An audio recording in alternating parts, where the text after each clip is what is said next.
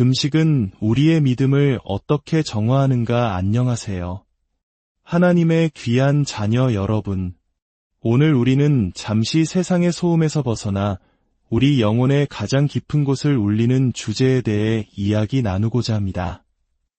이 메시지를 듣기 시작하기 전에 만약 이 말씀이 여러분의 마음에 울림을 준다면 구독과 좋아요를 통해 이 은혜의 여정에 동참해 주시기를 부탁드립니다. 여러분의 작은 손길이 또 다른 영혼에게 하나님의 사랑을 전하는 귀한 통로가 될 것입니다. 이 말씀을 나누고 전파하는 모든 분들의 삶에 하나님의 놀라운 축복과 평강이 함께하기를 기도합니다. 오늘 우리가 함께 묵상할 주제는 바로 금식입니다. 금식은 단순히 음식을 멀리하는 행위가 아닙니다. 그것은 우리의 믿음을 더욱 순수하고 선명하게 만드는 영적인 훈련입니다. 이 깊은 의미를 이해하기 위해 성경 속 가장 위대한 여성 중 한 명인 에스더의 이야기로 들어가 보겠습니다. 그녀는 절체절명의 위기 속에서 자신의 민족을 구원한 영웅이었습니다. 당시 페르시아 제국에 살던 모든 유대인들은 민족 전체가 말살될 끔찍한 운명에 처해 있었습니다. 인간의 힘으로는 도저히 이 재앙을 막을 길이 보이지 않았습니다. 바로 그 절망의 순간 유대민족은 다시 한번 영적인 세계로 눈을 돌렸습니다. 그들은 함께 모여 3일 밤낮으로 기도하며 금식하기로 결단했습니다. 당시 왕후의 자리에 있었던 에스더는 자신이 유대인이라는 사실을 숨기고 있었습니다. 그녀의 사촌 모르드게는 그녀에게 말했습니다. 지금 왕에게 나아가 우리 민족을 위해 자비를 구해야 하는 것이 바로 너의 책임이다. 에스더는 두려움에 떨며 대답했습니다. 왕의 부름을 받지 않고 함부로 왕 앞에 나아가는 자는 누구든 죽음을 당하는 것이 이 나라의 법입니다. 제가 왕의 부름을 받지 못한 지 벌써 30일이 지났습니다. 하지만 모르드게는 단호하게 말했습니다. 만일 내가 침묵한다면 하나님께서는 다른 길을 통해서라도 우리 민족을 구원하실 것이다. 그러나 너와 내 집안은 멸망을 피하지 못할 것이다. 내가 왕후가 된 것이 바로 이때를 위함이 아닌지 누가 알겠느냐? 이 말을 들은 에스더는 마침내 자신의 모든 것을 내려놓고 결단합니다. 그녀는 모르드게에게 이렇게 전합니다. 가서 수산에 있는 유다인을 다 모으고 나를 위하여 금식하되 밤낮 3일을 먹지도 말고 마시지도 마소서. 나도 나의 시녀와 더불어 이렇게 금식한 후에 규례를 어기고 왕에게 나아가리니 죽으면 죽으리이다. 죽으면 죽으리이다. 이 한마디에 담긴 믿음의 무게를 느껴보십시오. 이것이 바로 금식이 가져다주는 순수한 믿음의 정수입니다. 모든 인간적인 계산과 두려움, 감정과 이론이 사라진 자리에 오직 하나님 한 분만을 의지하는 절대적인 신뢰만이 남게 되는 것입니다. 그렇다면 진정한 믿음이란 무엇일까요? 우리는 종종 내게 믿음이 있는가 스스로에게 묻곤 합니다. 때로는 믿음이 충만하다고 느끼지만 실제로는 그렇지 않을 때가 있고 반대로 믿음이 전혀 없다고 낙담할 때 놀라운 결과를 경험하기도 합니다. 믿음은 감정이나 신학적 지식의 차원을 넘어섭니다. 그것은 우리 존재의 가장 깊은 내면, 영적인 영역에 속해 있기 때문입니다. 하나님께서는 때로 금식과 같은 훈련을 통해 혹은 삶의 여러 고난을 통해 우리가 의지하던 모든 것을 하나씩 벗겨내십니다. 우리의 능력, 경험, 지식, 심지어 뜨거웠던 감정까지도 다 사라지고 마침내 죽으면 죽으리이다라고 고백할 수밖에 없는 순수한 믿음의 본질과 마주하게 하십니다. 예수님께서는 겨자씨 한 알만 한 믿음이 있다면 산을 옮길 수 있다고 말씀하셨습니다. 중요한 것은 믿음의 양이 아니라 그 순도와 질입니다. 우리의 육신적이고 죄된 본성은 이 순수한 믿음에 이르지 못하도록 계속해서 우리를 방해합니다.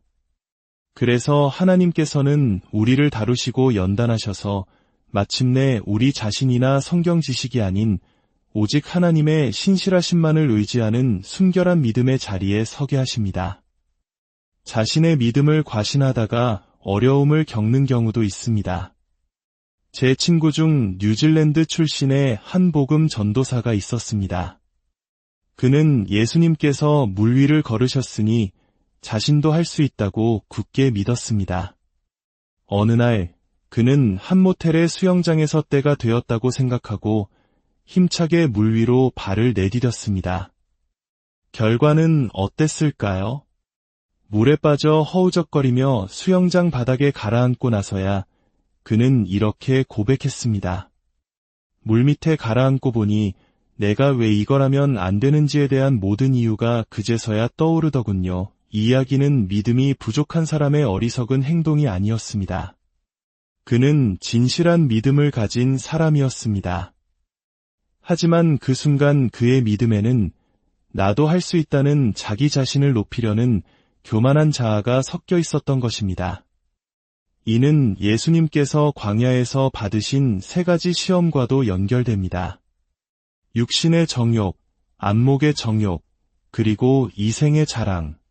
사탄은 예수님께 성전 꼭대기에서 뛰어내려 보라고 유혹했습니다. 기적을 행하여 사람들에게 당신이 얼마나 위대한지를 증명해 보이라는 것이었죠. 하지만 예수님께서는 단호히 거절하셨습니다. 그것은 생명의 교만, 곧 자신을 드러내려는 자아의 발현이었기 때문입니다. 그리고 예수님께서는 바로 금식을 통해 그 모든 유혹을 이겨내셨습니다. 여기에 아주 중요하고 심오한 진리가 있습니다. 첫사람 아담은 먹음으로 인해 타락했습니다. 하지만 마지막 아담이신 예수님께서는 금식을 통해 승리하셨습니다. 우리의 가장 근본적인 욕망과 동기가 바로 이 먹는 행위와 깊이 연결되어 있습니다. 우리가 사람들의 위장, 즉 식욕을 건드릴 때 그들의 가장 본질적인 모습이 드러나게 됩니다. 교회에서 설교할 때 할렐루야 소리가 잦아드는 2가지 주제가 있다고 합니다. 하나는 금식이고 다른 하나는 헌금입니다. 우리의 배와 돈을 건드릴 때 진정으로 영적이지 않다면 우리의 반응은 신음소리에 가깝게 변합니다. 금식은 문제의 본질을 꿰뚫어보는 영적인 통찰력을 줍니다. 저 역시 오랫동안 우울감이라는 영에 시달리며 어떤 방법으로도 이기지 못해 고통받은 적이 있습니다. 그러던 어느 날 금식하며 기도하던 중에 이사야 61장 3절에 근심을 대신하여 찬송의 옷을 입히시고 라는 말씀을 읽게 되었습니다. 그 순간 저를 괴롭히던 적의 정체가 바로 근심의 영이었음을 명확히 깨닫게 되었습니다. 이 계시는 바로 금식 기간 중에 임했습니다.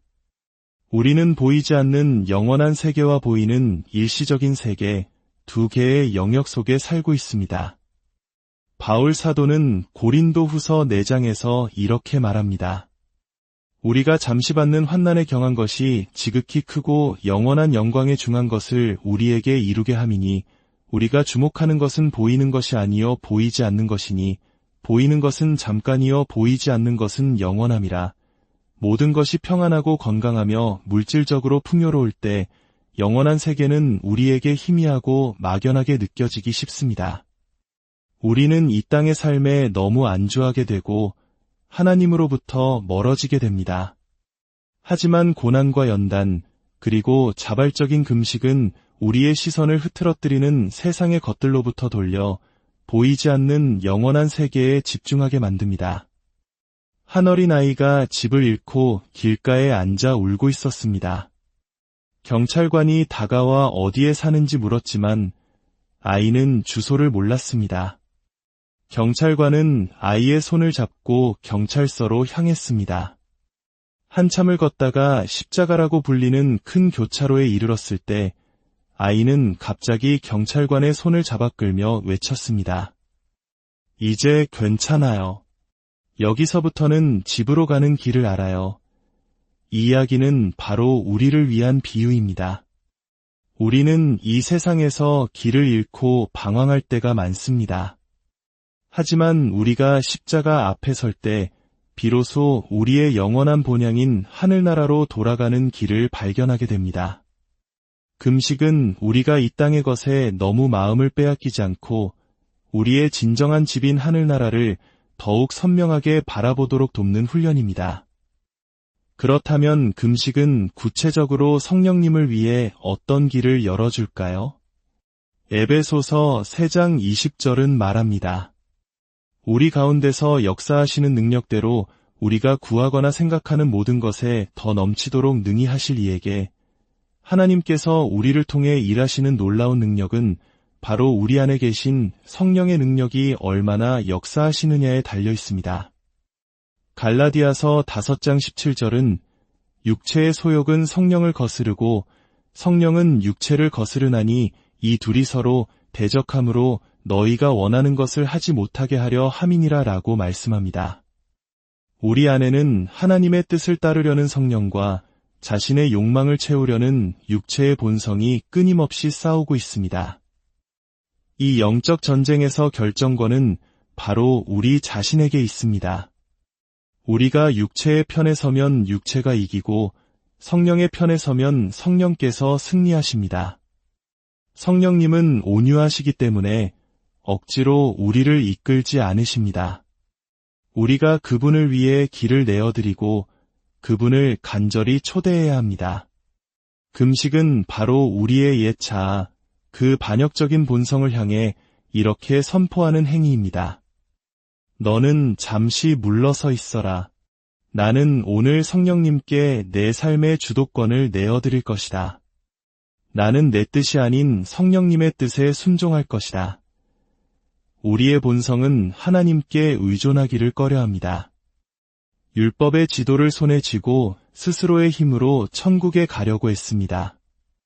하지만 곧 어둠 속에서 길을 잃고 벼랑 끝에 서게 됩니다. 그때서야 우리는 비로소 하나님, 도와주세요. 제 힘으로는 할 수 없습니다. 라고 부르짖습니다. 그러면 성령께서 다가오셔서 우리의 손을 잡아 바른 길로 인도해 주십니다. 그러나 길이 다시 평탄해지면 우리는 또다시 이제는 내 힘으로 할 수 있을 것 같아 라고 말하며 성령의 손을 놓아버리곤 합니다. 이것이 바로 인류 종교의 역사입니다. 금식은 이 교만한 옛 사람에게 나는 더 이상 너를 신뢰하지 않는다. 너는 나를 너무 많은 문제에 빠뜨렸다. 나는 이제 성령님께 의지할 것이다. 라고 선언하는 것입니다. 이제 말씀을 마무리하며 요엘 선지자의 메시지를 나누고 싶습니다. 요엘서는 황폐함으로 시작하여 회복으로 나아갑니다. 한 장은 모든 것이 파괴되고 메말라버린 절망적인 상황을 묘사합니다. 그러나 하나님께서는 소망이 없다고 말씀하지 않으십니다. 2장에서 하나님께서는 이 모든 황폐함에서 회복으로 나아가는 전환점을 제시하십니다. 그 방법이 무엇일까요? 바로 금식입니다. 요엘 2장 12절은 말씀합니다. 여호와의 말씀에 너희는 이제라도 금식하고 울며 애통하고 마음을 다하여 내게로 돌아오라 하셨나니 15절에서는 너희는 시온에서 나팔을 불어 거룩한 금식일을 정하고 성회를 소집하라고 명령합니다. 이것은 개인적인 금식을 넘어 지도자들의 책임 아래 모든 백성이 함께 참여하는 공동체적인 금식입니다. 역대하 7장 14절의 약속을 기억하십시오. 내 이름으로 일컫는 내 백성이 그들의 악한 길에서 떠나 스스로 낮추고 기도하여 내 얼굴을 찾으면 내가 하늘에서 듣고 그들의 죄를 사하고 그들의 땅을 고칠지라. 하나님께서는 우리가 4가지를 행하면 3가지로 응답하시겠다고 약속하십니다. 우리가 해야 할 4가지는 스스로 낮추고 기도하고 하나님의 얼굴을 찾고 악한 길에서 떠나는 것입니다. 그러면 하나님께서는 하늘에서 들으시고 우리 죄를 용서하시고 이 땅을 고쳐주시겠다고 약속하십니다.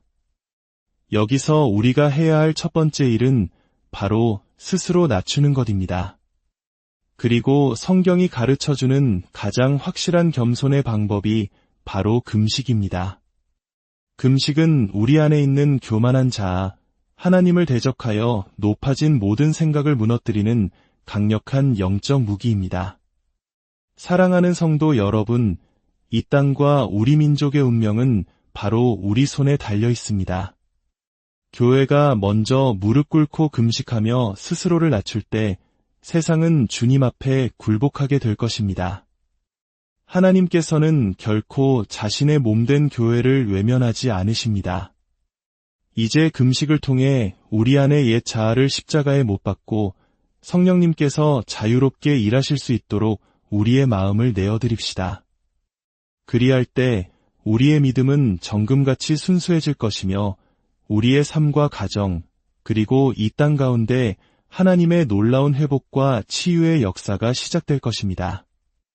하나님의 놀라운 은혜와 평강이 이 말씀을 듣는 모든 분들의 삶에 가득하기를 주님의 이름으로 축원합니다.